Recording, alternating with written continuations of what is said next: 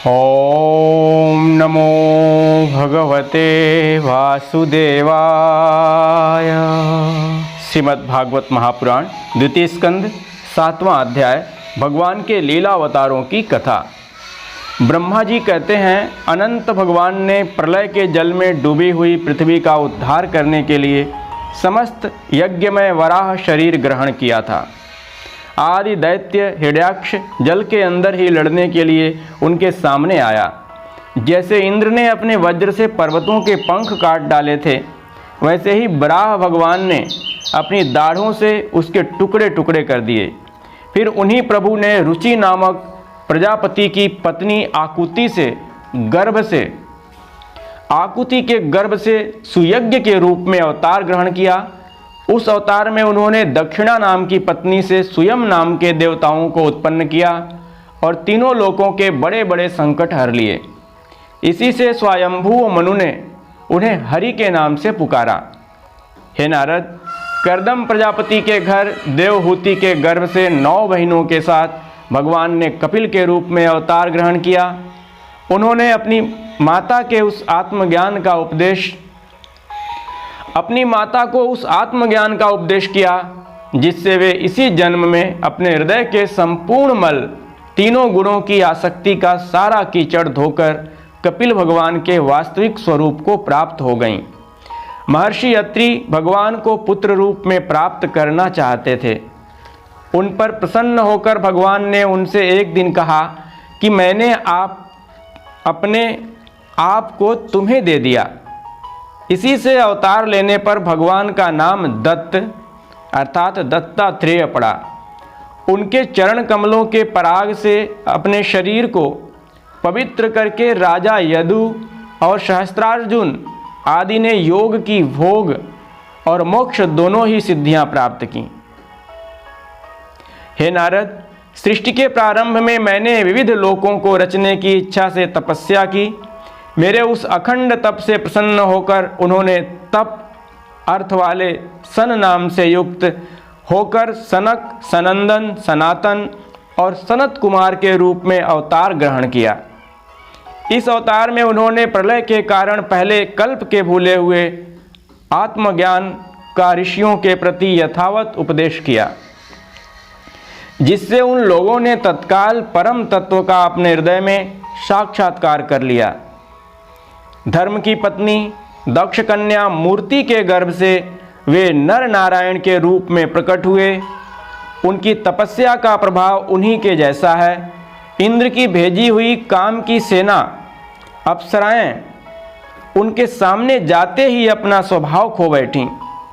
वे अपने हाव भाव से उन आत्मस्वरूप भगवान की तपस्या में विघ्न नहीं डाल सकीं। नारद, शंकर आदि भगवान महानुभाव अपनी रोष भरी दृष्टि से कामदेव को जला देते हैं, परंतु अपने आप को जलाने वाले असह्य क्रोध को वे नहीं जला पाते। वही क्रोध नर नारायण के निर्मल हृदय में प्रवेश करने के पहले ही डर के मारे कांप जाता है। फिर भला उनके हृदय में काम का प्रवेश तो हो ही कैसे सकता है।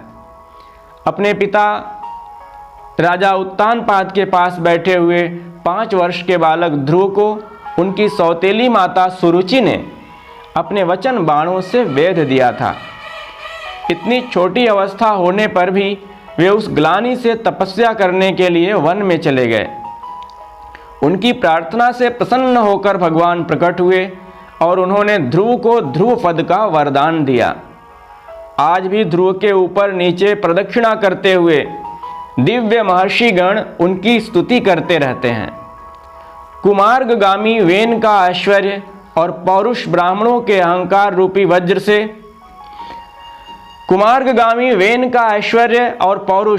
ब्राह्मणों के हुंकार रूपी वज्र से जलकर भस्म हो गया।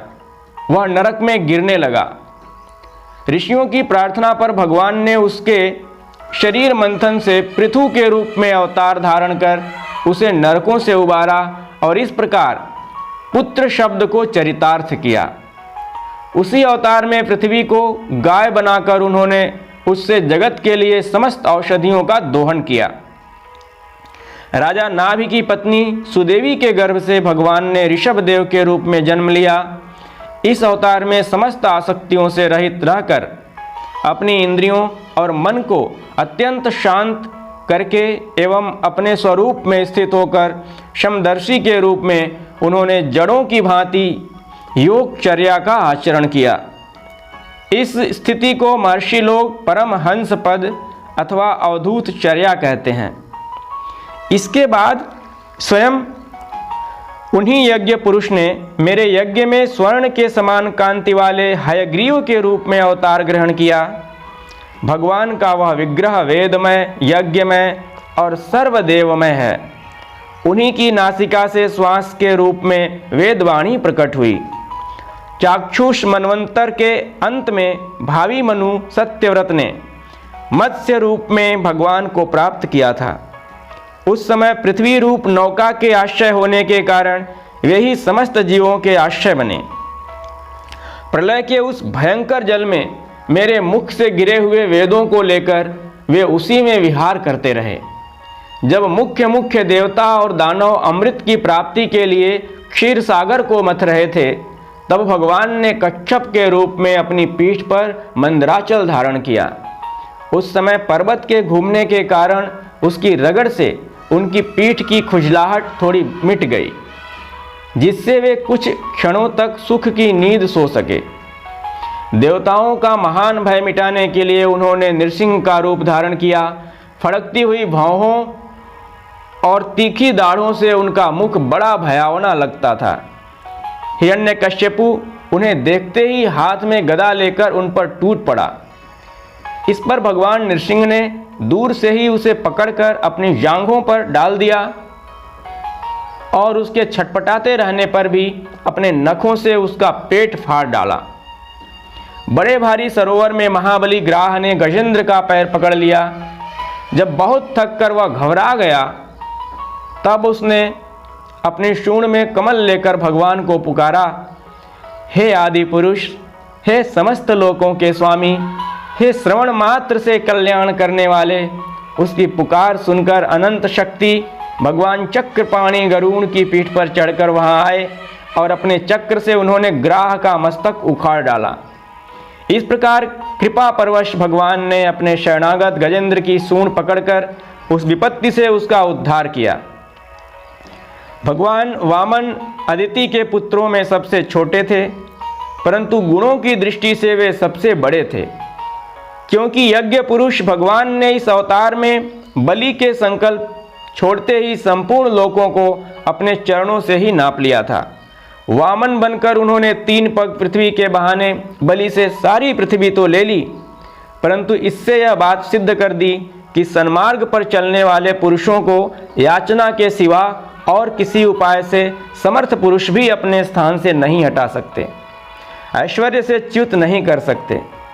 दैत्यराज बलि ने अपने सिर पर स्वयं वामन भगवान का चरणामृत धारण किया था। ऐसी स्थिति में उन्हें जो देवताओं के राजा इंद्र की पदवी मिली, इसमें कोई बलि का पुरुषार्थ नहीं था। अपने गुरु शुक्राचार्य के मना करने पर भी वे अपनी प्रतिज्ञा के विपरीत कुछ भी करने को तैयार नहीं हुए, और तो क्या, भगवान का 3रा पग पूरा करने के लिए उनके चरणों में सिर रखकर उन्होंने अपने आप को भी समर्पित कर दिया। हे नारद, तुम्हारे अत्यंत प्रेम भाव से परम प्रसन्न होकर हंस के रूप में भगवान ने तुम्हें योग, ज्ञान और आत्म तत्व को प्रकाशित करने वाले भागवत धर्म का उपदेश किया। वह केवल भगवान के शरणागत भक्तों को ही सुगमता से प्राप्त होता है। वे ही भगवान स्वयंभुव आदि मनवंतरों में मनु के रूप में अवतार लेकर मनुवंश की रक्षा करते हुए 10 दिशाओं में अपने सुदर्शन चक्र के समान तेज से बेरोक टोक निष्कंटक राज्य करते हैं। तीनों लोकों के ऊपर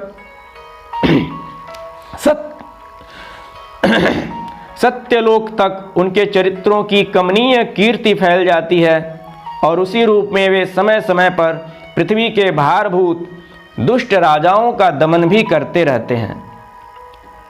स्वनाम धन्य भगवान धन्वंतरी अपने नाम से ही बड़े बड़े रोगियों के रोग तत्काल नष्ट कर देते हैं। उन्होंने अमृत पिलाकर देवताओं को अमर कर दिया। और दैत्यों के द्वारा हरण किए हुए उनके यज्ञ भाग उन्हें फिर से दिला दिए। उन्होंने ही अवतार लेकर संसार में आयुर्वेद का प्रवर्तन किया। जब संसार में ब्राह्मण द्रोही आर्य मर्यादा का उल्लंघन करने वाले नारकीय क्षत्रिय अपने नाश के लिए ही दैववश बढ़ जाते हैं और पृथ्वी के कांटे बन जाते हैं, तब भगवान महापराक्रमी परशुराम के रूप में अवतीर्ण होकर अपनी तीखी धार वाले फरसे से 21 बार उनका संहार करते हैं। मायापति भगवान हम पर अनुग्रह करने के लिए अपनी कलाओं भरत, शत्रुघ्न और लक्ष्मण के साथ श्री राम के रूप में इक्ष्वाकु के वंश में अवतीर्ण होते हैं। इस अवतार में अपने पिता की आज्ञा का पालन करने के लिए अपनी पत्नी और भाई के साथ वे वन में निवास करते हैं। उसी समय उनसे विरोध करके रावण उनके हाथों मरता है।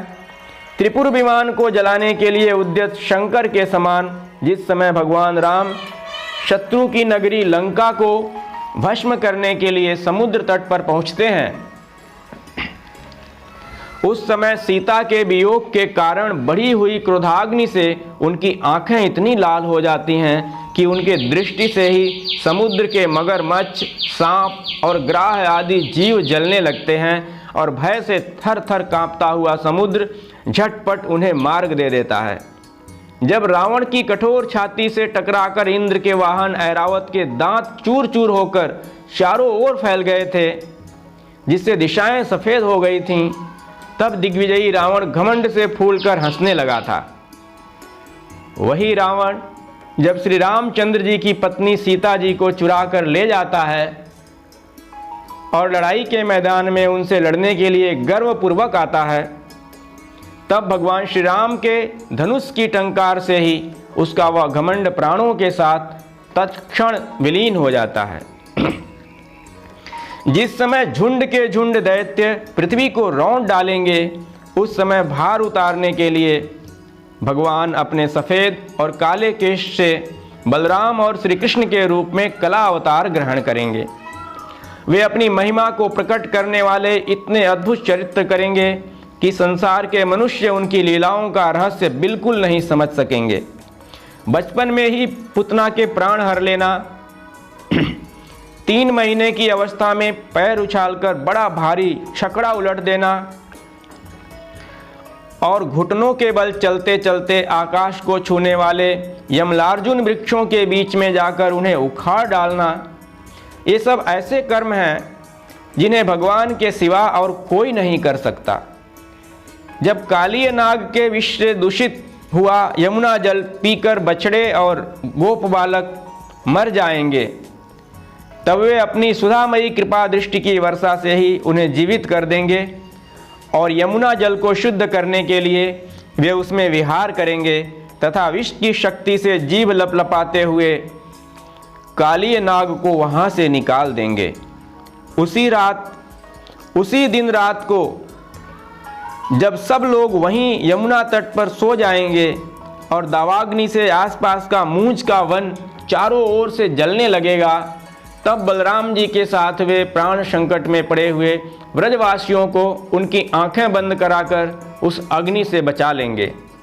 उनकी यह लीला भी अलौकिक ही होगी। उनकी शक्ति वास्तव में अचिंत्य है। उनकी माता उन्हें बांधने के लिए जो जो रस्सी लाएंगी, वही उनके उदर में पूरी नहीं पड़ेगी, 2 अंगुल छोटी ही रह जाएगी। तथा जम्भाई लेते समय श्री कृष्ण के मुख में 14 भुवन देखकर पहले तो यशोदा भयभीत हो जाएंगी, परंतु फिर वे संभल जाएंगी। वे नंद बाबा को अजगर के भय से और वरुण के पाश से छुड़ाएंगे। मैं दानव का पुत्र व्योमासुर जब गोप बालों को पहाड़ की गुफाओं में बंद कर देगा, तब वे उन्हें भी वहां से बचा लाएंगे। गोकुल के लोगों को जो दिन भर तो काम धंधा में व्याकुल रहते हैं और रात को अत्यंत थक कर सो जाते हैं, साधनाहीन होने पर भी वे अपने परम धाम में ले जाएंगे। हे निष्पाप नारद, जब श्री कृष्ण की सलाह से गोप लोग इंद्र का यज्ञ बंद कर देंगे, तब इंद्र ब्रज भूमि का नाश करने के लिए चारों ओर से मूसलाधार वर्षा करने लगेंगे। उससे उनकी तथा उनके पशुओं की रक्षा करने के लिए भगवान कृपा परवश हो 7 वर्ष की अवस्था में ही 7 दिनों तक गोवर्धन पर्वत को एक ही हाथ से छत्रक पुष्प अर्थात कुकुर मुत्ते की तरह खेल खेल में ही धारण किए रहेंगे। वृंदावन में विहार करते हुए रास करने की इच्छा से वे रात के समय जब चंद्रमा की उज्जवल चांदनी चारों ओर छिटक रही होगी, अपनी बांसुरी पर मधुर संगीत की लंबी तान छेड़ेंगे। उससे प्रेम विवश होकर आई हुई गोपियों को जब कुबेर का सेवक शंखचूड़ हरण करेगा, तब वे उसका सिर उतार लेंगे। और भी बहुत से प्रलंबासुर, धेनुकासुर, बकासुर, केशी, अरिष्टासुर आदि दैत्य, चाड़ूर आदि पहलवान, कुवलया पीढ़ हाथी, कंस, काल यवन, भौमासुर, मिथ्या वासुदेव, शाल्व, द्विविध वानर, वल्वल, दंतवक्त्र, राजा नग्नजीत के 7 बैल, शंबरासुर, विदुरथ और रुक्मी आदि तथा कंबोज, मत्स्य, कुरु, केकय और सृंजय आदि देशों के राजा लोग एवं जो भी योद्धा धनुष धारण करके युद्ध के मैदान में सामने आएंगे, वे सब बलराम, भीमसेन और अर्जुन आदि नामों की आड़ में स्वयं भगवान के द्वारा मारे जाकर उन्हीं के धाम में चले जाएंगे। समय के फेर से लोगों की समझ कम हो जाती है, आयु भी कम होने लगती है। उस समय जब भगवान देखते हैं कि अब ये लोग मेरे तत्व को बतलाने वाली वेदवाणी को समझने में असमर्थ होते जा रहे हैं, तब प्रत्येक कल्प में सत्यवती के गर्भ से व्यास के रूप में प्रकट होकर वे वेद रूपी वृक्ष का विभिन्न शाखाओं के रूप में विभाजन कर देते हैं। देवताओं के शत्रु दैत्य लोग भी वेद मार्ग का सहारा लेकर मैदानों के बनाए हुए अदृश्य वेग वाले नगरों में रहकर लोगों का सत्यानाश करने लगेंगे। तब भगवान लोगों की बुद्धि में मोह और अत्यंत लोभ उत्पन्न करने वाला वेश धारण करके बुद्ध के रूप में बहुत से उपधर्मों का उपदेश करेंगे। कलयुग के अंत में जब सत्पुरुषों के घर भी भगवान की कथा होने में बाधा पड़ने लगेगी, ब्राह्मण, क्षत्रिय तथा वैश्य पाखंडी और शूद्र राजा हो जाएंगे, यहाँ तक कि कहीं भी स्वाहा, स्वधा और वषटकार की ध्वनि, देवता पितरों के यज्ञ श्राद्ध की बात तक नहीं सुनाई पड़ेगी। तब कलयुग का शासन करने के लिए भगवान कल की अवतार ग्रहण करेंगे। जब संसार की रचना का समय होता है, तब तपस्या 9 प्रजापति, मरीचि आदि ऋषि और मेरे रूप में जब सृष्टि की रक्षा का समय होता है, तब धर्म, विष्णु, मनु, देवता और राजाओं के रूप में, तथा जब सृष्टि के प्रलय का समय होता है, तब अधर्म, रुद्र तथा क्रोधवश नाम के सर्प एवं दैत्य आदि के रूप में सर्वशक्तिमान भगवान की माया विभूतियां ही प्रकट होती हैं। अपनी प्रतिभा के बल से पृथ्वी के एक एक धूलि कण को गिन चुकने पर भी जगत में ऐसा कौन पुरुष है जो भगवान की शक्तियों की गणना कर सके। जब वे त्रिविक्रम अवतार लेकर त्रिलोकी को नाप रहे थे, उस समय उनके चरणों के अदम्य वेग से प्रकृति रूप अंतिम आवरण से लेकर सत्यलोक तक सारा ब्रह्मांड कांपने लगा था। तब उन्होंने अपनी ही शक्ति से उसे स्थिर किया था। समस्त सृष्टि की रचना और संहार करने वाली माया उनकी एक शक्ति है। ऐसी ऐसी अनंत शक्तियों के आश्रय उनके स्वरूप को न मैं जानता हूँ और न वे तुम्हारे बड़े भाई सनकादि ही, फिर दूसरों का तो कहना ही क्या है। आदिदेव भगवान शेष सहस्त्र मुख से उनके गुणों का गायन करते आ रहे हैं, परंतु वे अब भी उसके अंत की कल्पना नहीं कर सके। जो निष्कपट भाव से अपना सर्वस्व और अपने आप को भी उनके चरण कमलों में निछावर कर देते हैं, उन पर वे अनंत भगवान स्वयं ही अपनी ओर से दया करते हैं और उनकी दया के पात्र ही उनकी दुष्टर माया का स्वरूप जानते हैं और उसके पार जा पाते हैं।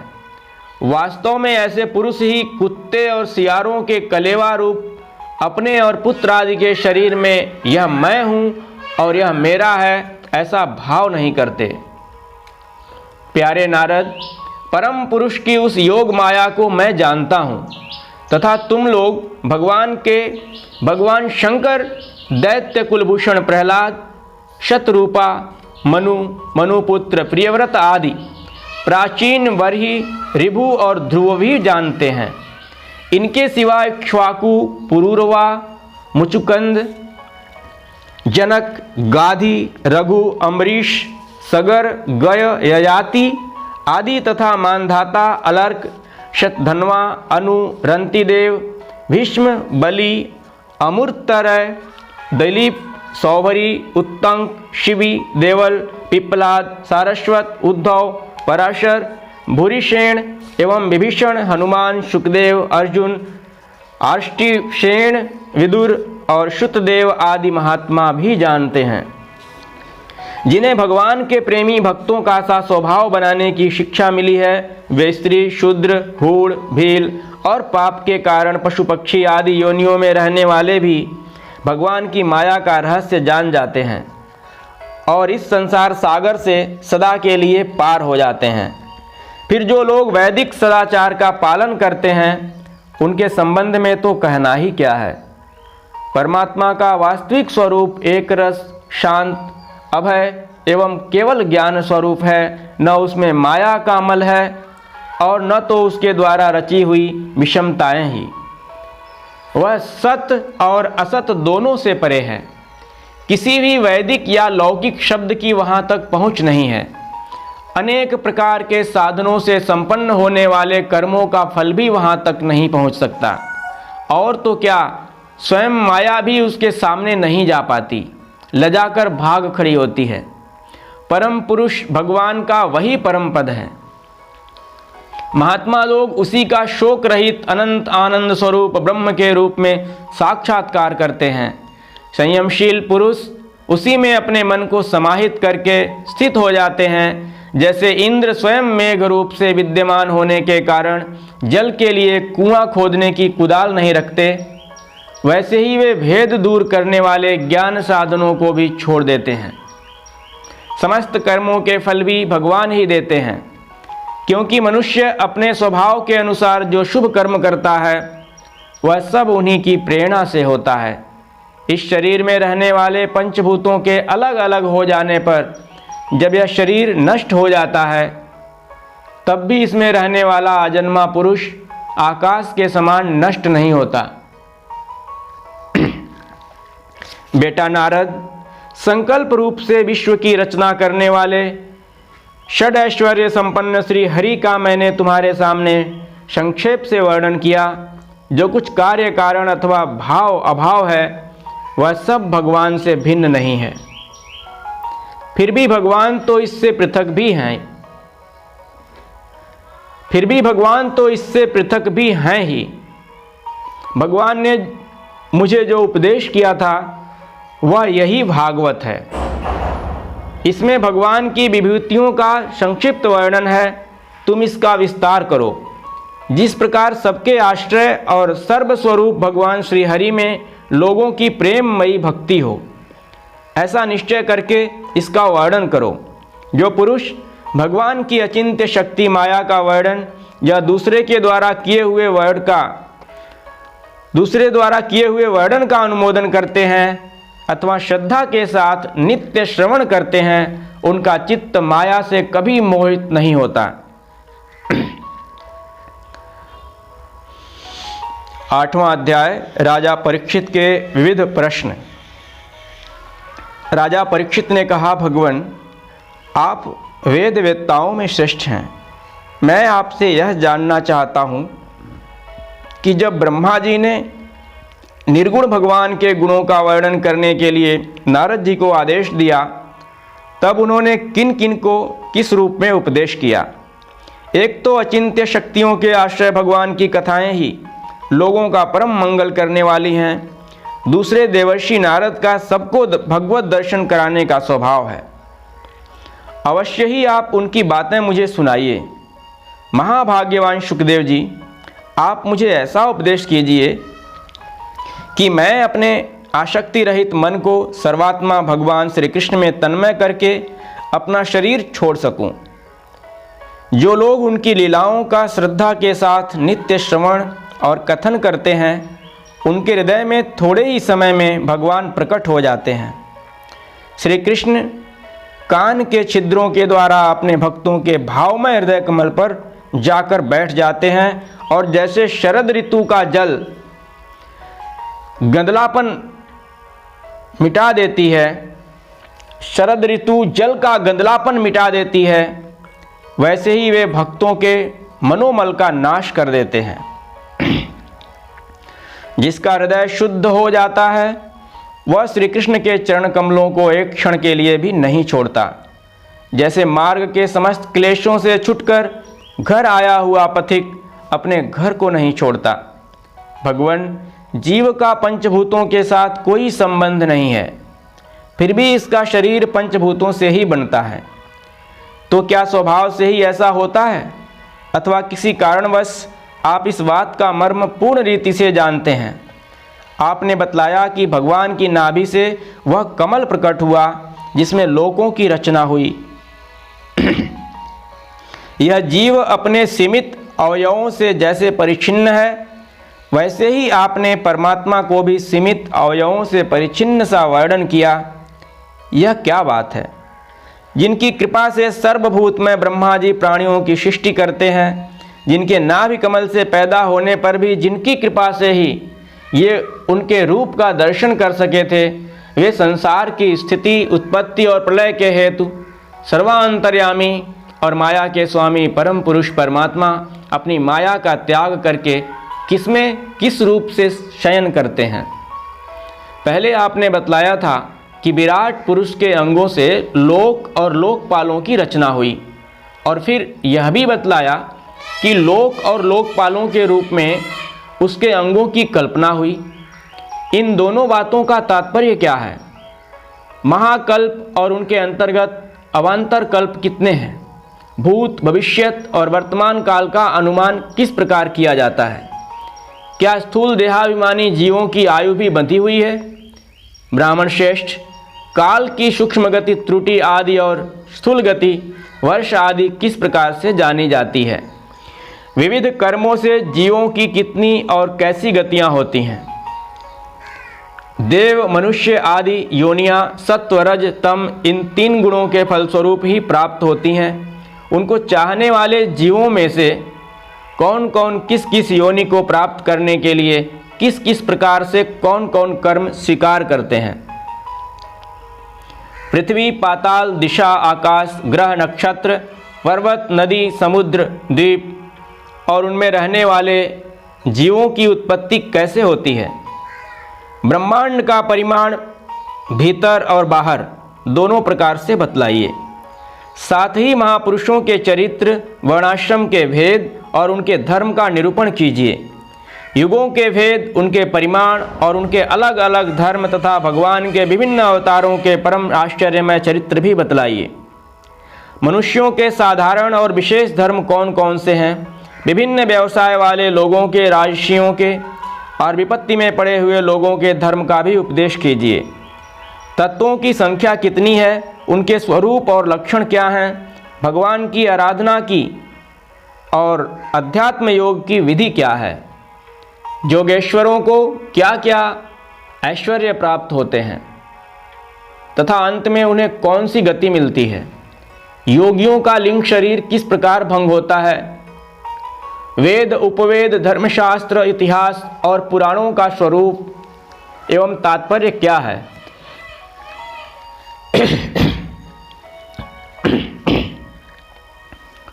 समस्त प्राणियों की उत्पत्ति, स्थिति और प्रलय कैसे होती है?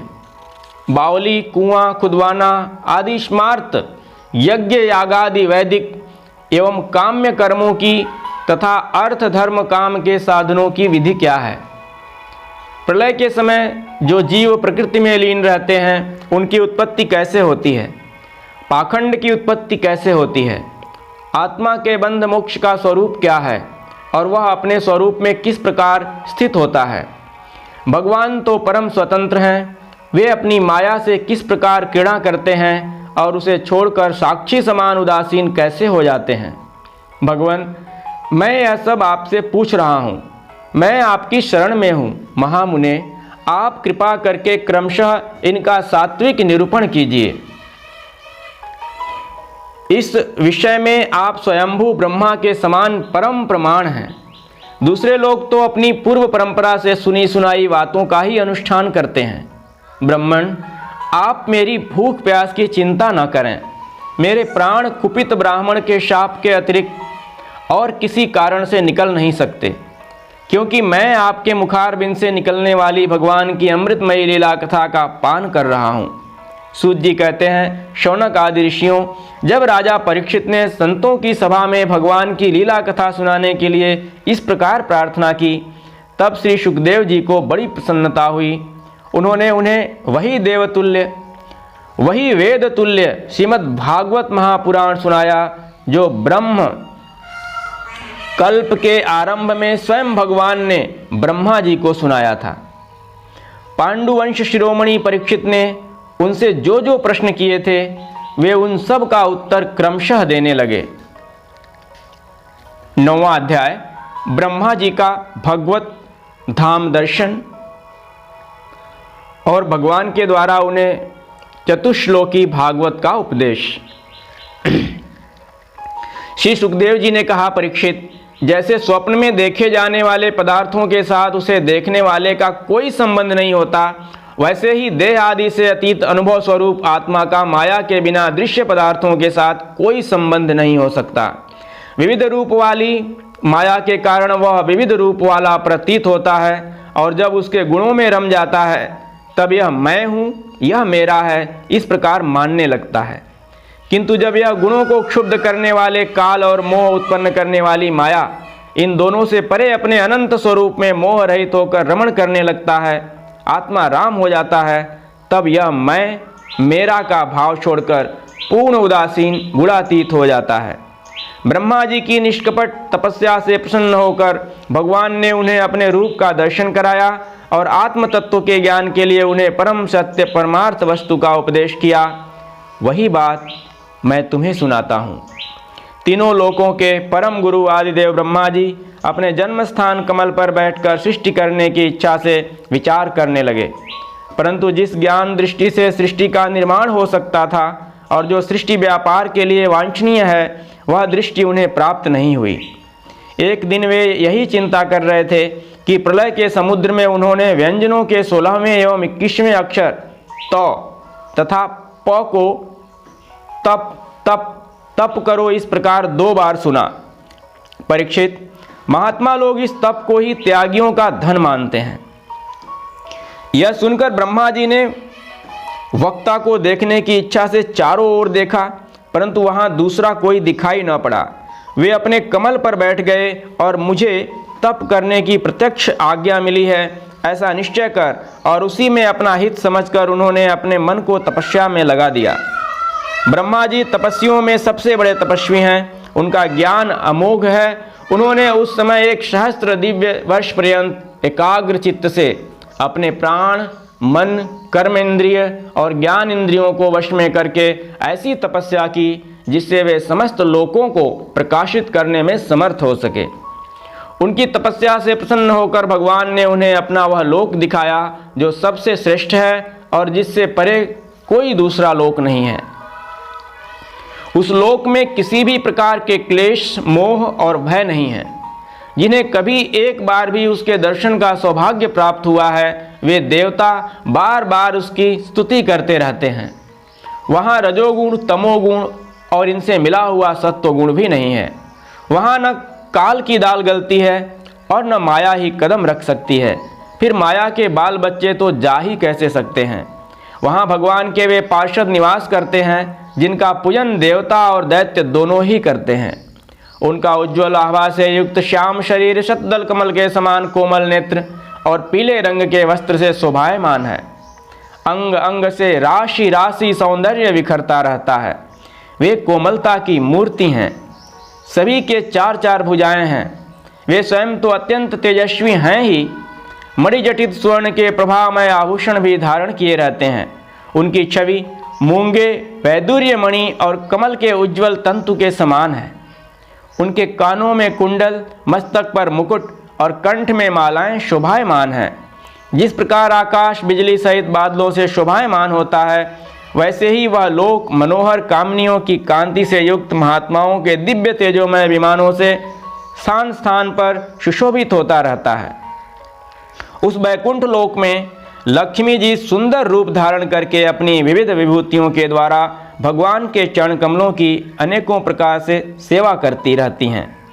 कभी कभी जब वे झूले पर बैठकर अपने प्रियतम भगवान की लीलाओं का गायन करने लगती हैं, तब उनके सौंदर्य और सुरभि से उन्मत्त होकर भंवरे स्वयं उन लक्ष्मी जी का गुणगान करने लगते हैं। ब्रह्मा जी ने देखा कि उस दिव्य लोक में समस्त भक्तों के रक्षक लक्ष्मीपति, यज्ञपति एवं विश्वपति भगवान विराजमान हैं। सुनंद, नंद, प्रबल और अरहण आदि मुख्य मुख्य पार्षदगण उन प्रभु की सेवा कर रहे हैं। उनका मुख कमल प्रसाद मधुर मुस्कान से युक्त है। आंखों में लाल लाल डोरियां हैं, बड़ी मोहक और मधुर चितवन है। ऐसा जान पड़ता है कि अभी अभी अपने प्रेमी भक्त को अपना सर्वस्व दे देंगे। सिर पर मुकुट, कानों में कुंडल और कंधे पर पीतांबर जगमगा रहे हैं। वक्षस्थल पर एक सुनहरी रेखा के रूप में श्री लक्ष्मी जी विराजमान हैं और सुंदर 4 भुजाएं हैं। वे एक सर्वोत्तम और बहुमूल्य आसन पर विराजमान हैं। पुरुष, प्रकृति, महत्तत्व, अहंकार, मन, 10 इंद्रिय, शब्द आदि 5 तन्मात्राएं और पंचभूत, ये 25 शक्तियां मूर्तिमान होकर उनके चारों ओर खड़ी हैं। समग्र ऐश्वर्य, धर्म, कीर्ति, श्री, ज्ञान और वैराग्य, इच्छा, नित्य सिद्ध सारभूत स्वरूपभूत शक्तियों से वे सर्वदा युक्त रहते हैं। उनके अतिरिक्त और कहीं भी ये नित्य रूप से निवास नहीं करती। वे सर्वेश्वर प्रभु अपने नित्य आनंदमय स्वरूप में ही नित्य निरंतर निमग्न रहते हैं। उनका दर्शन करते ही ब्रह्मा जी का हृदय आनंद के उद्रेक से लबालब भर गया। शरीर पुलकित हो उठा, नेत्रों में प्रेमाश्रु छलक आए। ब्रह्मा जी ने भगवान के उन चरण कमलों में, जो परमहंसों के निवृत्ति मार्ग से प्राप्त हो सकते हैं, सिर झुकाकर प्रणाम किया। ब्रह्मा जी के प्यारे भगवान अपने प्रिय ब्रह्मा को प्रेम और दर्शन के आनंद में निमग्न शरणागत तथा प्रजा सृष्टि के लिए आदेश देने के योग्य देखकर बहुत प्रसन्न हुए। उन्होंने ब्रह्मा जी से हाथ मिलाया तथा मंद मुस्कान से अलंकृत वाणी में कहा। श्री भगवान ने कहा, ब्रह्मा जी, तुम्हारे हृदय में तो समस्त वेदों का ज्ञान विद्यमान है। तुमने सृष्टि रचना की इच्छा से चिरकाल तक तपस्या करके मुझे भली भांति संतुष्ट कर दिया है। मन में कपट रखकर योग साधन करने वाले मुझे कभी प्रसन्न नहीं कर सकते। तुम्हारा कल्याण हो, तुम्हारी जो अभिलाषा हो वही वर मुझसे मांग लो, क्योंकि मैं मुँह मांगी वस्तु देने में समर्थ हूँ। ब्रह्मा जी, जीव के समस्त कल्याणकारी साधनों का विश्राम पर्यवसान मेरे दर्शन में ही है। तुमने मुझे देखे बिना ही उस सूने जल में मेरी वाणी सुनकर इतनी घोर तपस्या की है। इसी से मेरी इच्छा से तुम्हें मेरे लोक का दर्शन हुआ है। तुम उस समय सृष्टि रचना का कर्म करने में किंग कर्तव्य विमूढ़ हो रहे थे, अर्थात क्या करूं क्या ना करूं। इसी से मैंने तुम्हें तपस्या करने की आज्ञा दी थी, क्योंकि हे निष्पाप, तपस्या मेरा हृदय है और मैं स्वयं तपस्या का आत्मा हूँ। मैं तपस्या से ही इस संसार की सृष्टि करता हूँ, तपस्या से ही इसका धारण पोषण करता हूँ और फिर तपस्या से ही इसे अपने में लीन कर लेता हूँ। तपस्या मेरी एक दुर्लंघ्य शक्ति है। ब्रह्मा जी ने कहा, भगवान, आप समस्त प्राणियों के अंतःकरण में साक्षी रूप से विराजमान रहते हैं। आप अपने अप्रतिहत ज्ञान से यह जानते ही हैं कि मैं क्या करना चाहता हूँ। हे नाथ, आप कृपा करके मुझ याचक की यह मांग पूरी कीजिए कि मैं रूप रहित आपके सगुण और निर्गुण दोनों ही रूपों को जान सकूं। आप माया के स्वामी हैं, आपका संकल्प कभी व्यर्थ नहीं होता। जैसे मकड़ी अपने मुंह से जाला निकालकर उसमें कीड़ा करती है और फिर उसे अपने में लीन कर लेती है, वैसे ही आप अपनी माया का आश्रय लेकर इस विविध शक्ति संपन्न जगत की उत्पत्ति, पालन और संहार करने के लिए अपने आप को ही अनेक रूपों में बना देते हैं और कीड़ा करते हैं। इस प्रकार आप कैसे करते हैं, इस मर्म को मैं जान सकूं, ऐसा ज्ञान आप मुझे दीजिए। आप मुझ पर ऐसी कृपा कीजिए कि मैं सजग रहकर सावधानी से आपकी आज्ञा का पालन कर सकूं और सृष्टि की रचना करते समय भी कर्तापन आदि के अभिमान से बंध न जाऊं। हे प्रभो, आपने एक मित्र के समान हाथ पकड़कर मुझे अपना मित्र स्वीकार किया है। अतः जब मैं आपकी सेवा सृष्टि रचना में लगूं और सावधानी से पूर्व सृष्टि के गुण कर्मानुसार जीवों का विभाजन करने लगूं, तब कहीं अपने को जन्म कर्म से स्वतंत्र मानकर प्रबल अभिमान न कर बैठूं। श्री भगवान ने कहा, अनुभव, प्रेमा भक्ति और साधनों से युक्त अत्यंत गोपनीय अपने स्वरूप का ज्ञान मैं तुम्हें कहता हूं, तुम उसे ग्रहण करो।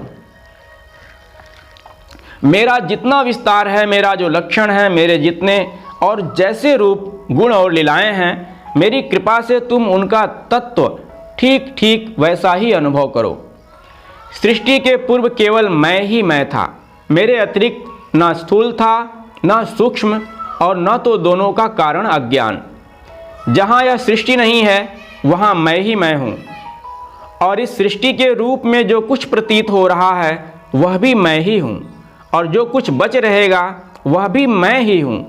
वास्तव में न होने पर भी जो कुछ अनिर्वचनीय वस्तु मेरे अतिरिक्त मुझ परमात्मा में दो चंद्रमाओं की तरह मिथ्या ही प्रतीत हो रही है, अथवा विद्यमान होने पर भी आकाश मंडल के नक्षत्रों में राहु की भांति जो मेरी प्रतीति नहीं होती, इसे मेरी माया समझना चाहिए। जैसे प्राणियों के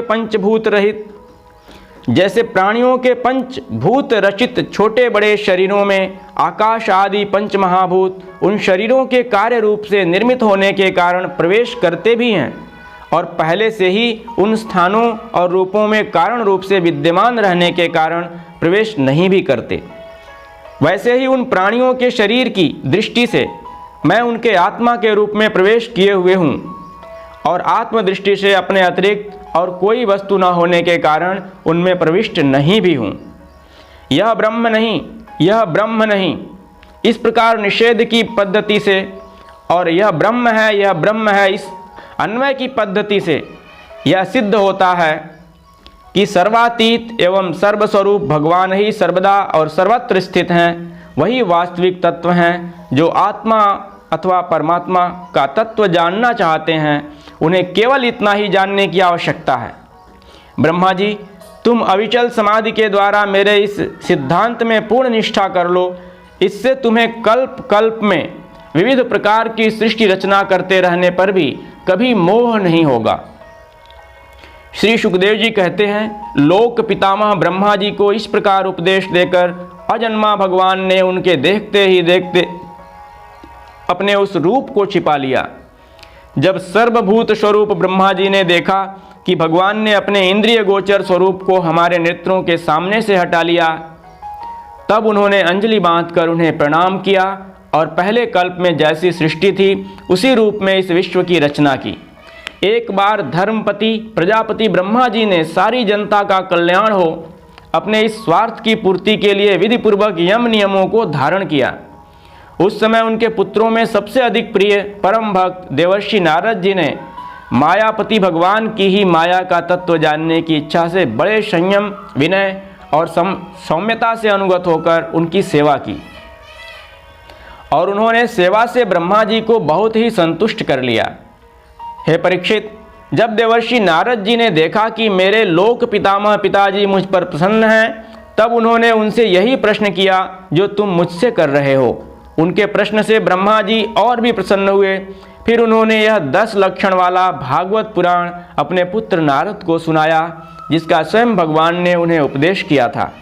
हे परीक्षित, जिस समय मेरे परम तेजस्वी पिता सरस्वती के तट पर बैठकर परमात्मा के ध्यान में मग्न थे, उस समय देवर्षि नारद जी ने वही भागवत उन्हें सुनाया। तुमने मुझसे जो यह प्रश्न किया है कि विराट पुरुष से इस जगत की उत्पत्ति कैसे हुई, तथा दूसरे भी जो बहुत से प्रश्न किए हैं, उन सब का उत्तर मैं उसी भागवत पुराण के रूप में देता हूँ। 10वां अध्याय, भागवत के 10 लक्षण। श्री सुखदेव जी कहते हैं, परीक्षित, इस भागवत पुराण में सर्ग विसर्ग स्थान पोषण इस भागवत पुराण में सर्ग विसर्ग स्थान पोषण उति मनवंतर ईशानु कथा, निरोध, मुक्ति और आश्रय, इन 10 विषयों का वर्णन है। इनमें जो 10वां आश्रय तत्व है उसी का ठीक ठीक निश्चय करने के लिए कहीं श्रुति से, कहीं तात्पर्य से और कहीं दोनों के अनुकूल अनुभव से महात्माओं ने अन्य 9 विषयों का बड़ी सुगम रीति से वर्णन किया है। ईश्वर की प्रेरणा से गुणों में क्षोभ होकर रूपांतर होने से जो आकाश आदि पंचभूत, शब्द आदि तन्मात्राएं, इंद्रियां, अहंकार और महत तत्व की उत्पत्ति होती है उसको सर्ग कहते हैं। उस विराट पुरुष से उत्पन्न ब्रह्मा जी के द्वारा जो विभिन्न चराचर सृष्टियों का निर्माण होता है उसका नाम विसर्ग। प्रतिपद नाश की ओर बढ़ने वाली सृष्टि को एक मर्यादा में स्थिर रखने से भगवान विष्णु की जो श्रेष्ठता सिद्ध होती है उसका नाम स्थान है। अपने द्वारा सुरक्षित सृष्टि में भक्तों के ऊपर उनकी जो कृपा होती है उसका नाम है पोषण। मनवंतरों के अधिपति जो भगवत भक्ति और प्रजा पालन रूप शुद्ध धर्म का अनुष्ठान करते हैं उसे मनवंतर कहते हैं। जीवों की वे वासनाएं जो कर्म के द्वारा उन्हें बंधन में डाल देती हैं उति नाम से कही जाती हैं। भगवान के विभिन्न अवतारों के और उनके प्रेमी भक्तों की विविध आख्यानों से युक्त गाथाएं ईश कथा हैं। जब भगवान योग निद्रा स्वीकार करके शयन करते हैं तब इस जीव का अपनी उपाधियों के साथ उनमें लीन हो जाना निरोध है। अज्ञान कल्पित कर्तृत्व, भोक्तृत्व आदि अनात्म भाव का परित्याग करके अपने वास्तविक स्वरूप परमात्मा में स्थित होना ही मुक्ति है। हे परीक्षित, इस चराचर जगत की उत्पत्ति और प्रलय जिस तत्व से प्रकाशित होते हैं वह परम ब्रह्म ही आश्रय है। शास्त्रों में उसी को परमात्मा कहा गया है। जो नेत्र आदि इंद्रियों का अभिमानी दृष्टा जीव है वही इंद्रियों के अधिष्ठात्री देवता सूर्य आदि के रूप में भी है, और जो नेत्र गोलक आदि से युक्त दृश्य देह है वही उन दोनों को अलग अलग करता है। इन तीनों में यदि एक का भी अभाव हो जाए तो दूसरे 2 की उपलब्धि नहीं हो सकती। अतः जो इन तीनों को जानता है वह परमात्मा ही सबका अधिष्ठान आश्रय तत्व है। उसका आश्रय वह स्वयं ही है, दूसरा कोई नहीं। जब पूर्वोक्त विराट पुरुष ब्रह्मांड को फोड़कर निकला तब वह अपने रहने का स्थान ढूंढने लगा, और स्थान की इच्छा से वह शुद्ध संकल्प पुरुष ने अत्यंत पवित्र जल की सृष्टि की। विराट पुरुष रूप नर से उत्पन्न होने के कारण ही जल का नाम नार पड़ा, और उस अपने उत्पन्न किए हुए नार में वह पुरुष 1000 वर्षों तक रहा। इसी से उसका नाम नारायण हुआ। उन नारायण भगवान की कृपा से ही द्रव्य, कर्म, काल, स्वभाव और जीव आदि की सत्ता है। उनके उपेक्षा कर देने पर और किसी का अस्तित्व नहीं रहता। उन अद्वितीय भगवान नारायण ने योग निद्रा से जगकर अनेक होने की इच्छा की। तब अपनी माया से उन्होंने अखिल ब्रह्मांड के बीज स्वरूप अपने स्वर्णमय वीर्य को 3 भागों में विभक्त कर दिया, अधिदैव, अध्यात्म और अधिभूत। परीक्षित, विराट पुरुष का एक ही वीर्य 3 भागों में कैसे विभक्त हुआ सो सुनो। विराट पुरुष के हिलने डोलने पर उनके शरीर में रहने वाले आकाश से इंद्रिय बल, मनोबल और शरीर बल की उत्पत्ति हुई। उनसे इन सबका राजा प्राण उत्पन्न हुआ। जैसे सेवक अपने स्वामी राजा के पीछे पीछे चलते हैं वैसे ही सबके शरीरों में प्राण के प्रबल रहने पर ही सारी इंद्रियां प्रबल रहती हैं, और जब वह सुस्त पड़ जाता है तब सारी इंद्रियां भी सुस्त हो जाती हैं। जब प्राण जोर से आने जाने लगा तब विराट पुरुष को भूख प्यास का अनुभव हुआ। खाने पीने की इच्छा करते ही सबसे पहले उनके शरीर में मुख प्रकट हुआ। मुख से तालु और तालु से रसन इंद्रिय प्रकट हुई। इसके बाद अनेकों प्रकार के रस उत्पन्न हुए जिन्हें रसना ग्रहण करती है। जब उनकी इच्छा बोलने की हुई तब वाक इंद्रिय, उसके अधिष्ठात्री देवता अग्नि और उनका विषय बोलना, ये तीनों प्रकट हुए। इसके बाद बहुत दिनों तक उस जल में ही वे रुके रहे। श्वास के वेग से नासिका छिद्र प्रकट हो गए। जब उन्हें सूंघने की इच्छा हुई तब उनकी नाक घ्राणेन्द्रिय आकर बैठ गई और उसके देवता गंध को फैलाने वाले वायुदेव प्रकट हुए। पहले उनके शरीर में प्रकाश नहीं था, फिर जब उन्हें अपने को तथा दूसरी वस्तुओं को देखने की इच्छा हुई, तब नेत्रों के छिद्र, उनका अधिष्ठाता सूर्य और नेत्रेंद्रिय प्रकट हो गए। इन्हीं से रूप का ग्रहण होने लगा। जब वेद रूप ऋषि विराट पुरुष को स्तुतियों आदि के द्वारा जगाने लगे, तब उन्हें सुनने की इच्छा हुई। उसी समय कान, उनकी अधिष्ठात्री देवता दिशाएं और श्रोत्रेंद्रिय प्रकट हुईं। इसी से शब्द सुनाई पड़ता है। जब उन्होंने वस्तुओं की कोमलता, कठिनता, हल्कापन, भारीपन, उष्णता और शीतलता आदि जाननी चाहिए, तब उनके शरीर में चर्म प्रकट हुआ। पृथ्वी में से जैसे वृक्ष निकल आते हैं, उसी प्रकार उस चर्म में रोएं पैदा हुए और उसके बाहर भीतर रहने वाला वायु भी प्रकट हो गया। स्पर्श करने वाली त्वचा इंद्रिय भी साथ ही साथ शरीर में चारों ओर लिपट गई और उससे उन्हें स्पर्श का अनुभव होने लगा। जब उन्हें अनेकों प्रकार के कर्म करने की इच्छा हुई, तब उनके हाथ उगाए। उन हाथों में ग्रहण करने की शक्ति हस्तेंद्रिय तथा उनके अधिदेवता इंद्र प्रकट हुए और दोनों के आश्रय से होने वाले ग्रहण रूप कर्म भी प्रकट हो गया। जब उन्हें अभिष्ट स्थान पर जाने की इच्छा हुई, तब उनके शरीर में पैर उगाए।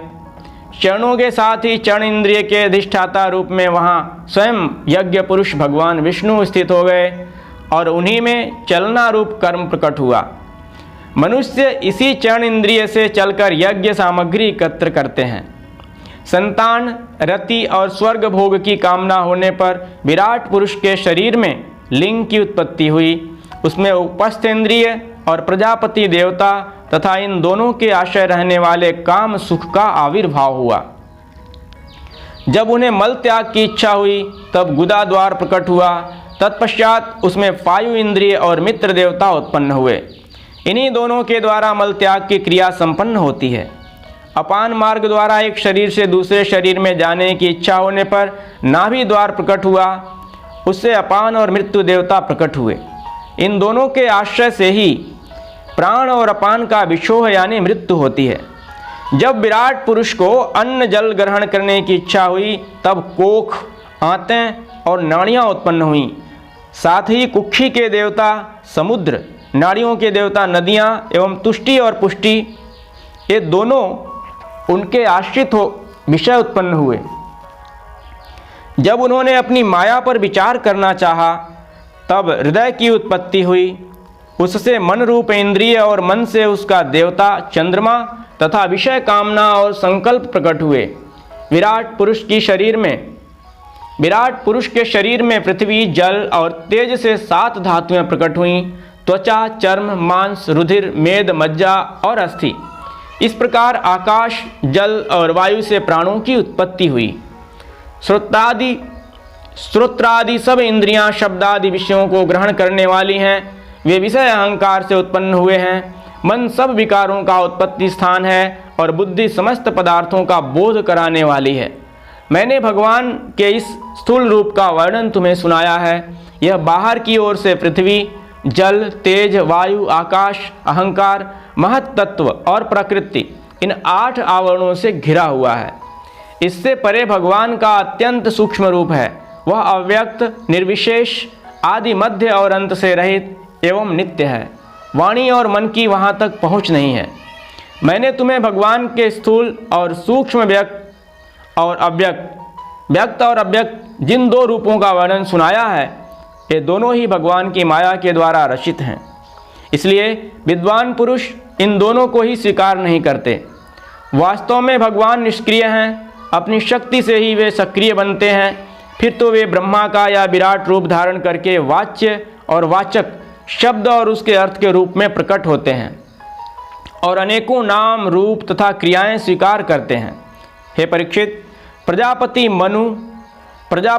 मनु, देवता, ऋषि, पितर, सिद्ध, चारण, गंधर्व, विद्याधर, असुर, यक्ष, किन्नर, अप्सराएं, नाग, सर्प, किम पुरुष, उरग, मातृकाएं, राक्षस, पिशाच, प्रेत, भूत, विनायक, कुष्मांड, उन्माद, बैताल, यातुधान, ग्रह, पक्षी, मृग, पशु, वृक्ष, पर्वत, सरीसृप इत्यादि जितने भी संसार में नाम रूप हैं, सब भगवान के ही हैं। संसार में चर और अचर भेद से 2 प्रकार के तथा जरायुज, अंडज, स्वेदज और उद्भिज्ज भेद से 4 प्रकार के जितने भी जलचर, थलचर तथा आकाशचारी प्राणी हैं, सब के सब शुभ अशुभ और मिश्रित कर्मों के तदनुरूप फल हैं। सत्व की प्रधानता से देवता, रजोगुण की प्रधानता से मनुष्य और तमोगुण की प्रधानता से नारकीय योनियां मिलती हैं। इन गुणों में भी जब एक गुण दूसरे 2 गुणों से अभिभूत हो जाता है तब प्रत्येक गति के 3-3 भेद और हो जाते हैं। वे भगवान जगत के धारण पोषण के लिए धर्ममय विष्णु रूप स्वीकार करके देवता, मनुष्य और पशु, पक्षी आदि रूपों में अवतार लेते हैं तथा विश्व का पालन पोषण करते हैं। प्रलय का समय आने पर वे ही भगवान अपने बनाए हुए इस विश्व को काल अग्नि स्वरूप रुद्र का रूप ग्रहण करके अपने में वैसे ही लीन कर लेते हैं जैसे वायु मेघमाला को। परीक्षित, महात्माओं ने अचिंत्य ऐश्वर्य भगवान का इसी प्रकार वर्णन किया है, परंतु तत्वज्ञानी पुरुषों को केवल इस सृष्टि पालन और प्रलय करने वाले रूप में ही उनका दर्शन नहीं करना चाहिए, क्योंकि वे तो इससे परे भी हैं। सृष्टि की रचना आदि कर्मों का निरूपण करके पूर्ण परमात्मा से कर्म या कर्तापन का संबंध नहीं जोड़ा गया है।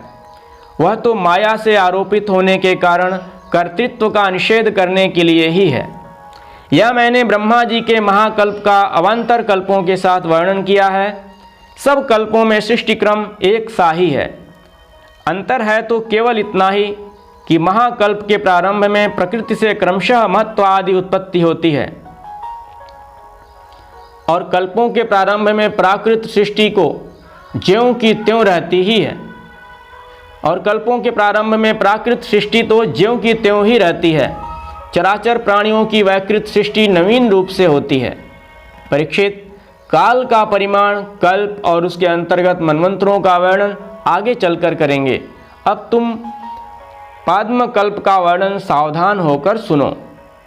शौनक जी ने पूछा, सूत जी, आपने हम लोगों से कहा था कि भगवान के परम भक्त विदुर जी ने अपने अति दुस्त्यज कुटुंबियों को भी छोड़कर पृथ्वी के विभिन्न तीर्थों में विचरण किया था। उस यात्रा में मैत्रेय ऋषि के साथ अध्यात्म के संबंध में उनकी बातचीत कहाँ हुई तथा मैत्रेय जी ने उनके प्रश्न करने पर किस तत्व का उपदेश किया? सूत जी, आपका स्वभाव बड़ा सौम्य है। आप विदुर जी का वह चरित्र हमें सुनाइए। उन्होंने अपने भाई बंधुओं को क्यों छोड़ा और फिर उनके पास क्यों लौट आए? सूत जी ने कहा, शौनक आदि ऋषियों, राजा परीक्षित ने भी यही बात पूछी थी। उनके प्रश्नों के उत्तर में श्री सुखदेव जी महाराज ने जो कुछ कहा था वही मैं आप लोगों से कहता हूँ, सावधान होकर सुनिए। इति द्वितीय स्कंद समाप्त। हरि ओम तत्सत।